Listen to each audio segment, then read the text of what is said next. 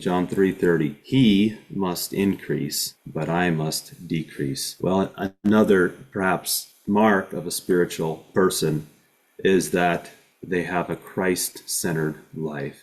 Someone has said that occupation with Christ is the key to victory in the Christian's life. And perhaps it's really the key to everything in the Christian's life. Occupation with Christ. We put our eyes on that object that is perfect and complete in every way. We look unto Jesus. We want him to increase, and we should want to decrease. Naturally, we're self-centered. Speaking for myself, our thoughts just kind of flow toward ourselves, even in Christian things, and that can lead us down the wrong path. It can lead us to frustration and to despair, to discouragement.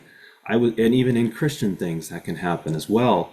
I was listening to a message recently by a brother who I believe was in the Lord's work for some years, and he very honestly told about what he called a turning point in his life. It came at a time when he was busy serving the Lord. He had a family, he had right desires, but he felt that there were so many ups and downs in his life. He would feel down when he wouldn't meet his own expectations. He would be disappointed with himself, and he would feel his failures and his shortcomings, and he had a hard time getting over that. But then he said, finally he got into the Lord's presence, and he told the Lord, Lord, I've had enough of myself.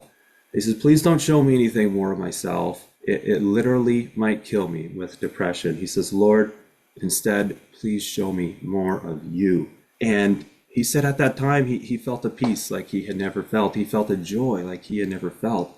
He had realized, to some degree, that in him, in me, that is in my flesh, dwells no good thing. And his desire was that he himself, as a person, would decrease in his own thoughts, in his own mind, and that Christ would increase. It wasn't about his own performance. It really was about Christ. That's where God's focus is, and that's where he wants our focus to be as well, on the Lord Jesus Christ.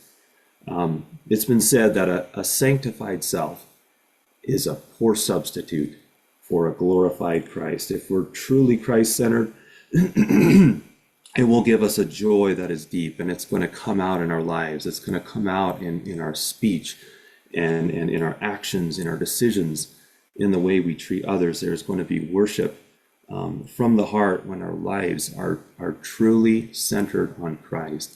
And I know for myself and probably all of us here, we have room to grow in that regard, in making Christ truly the center of our lives.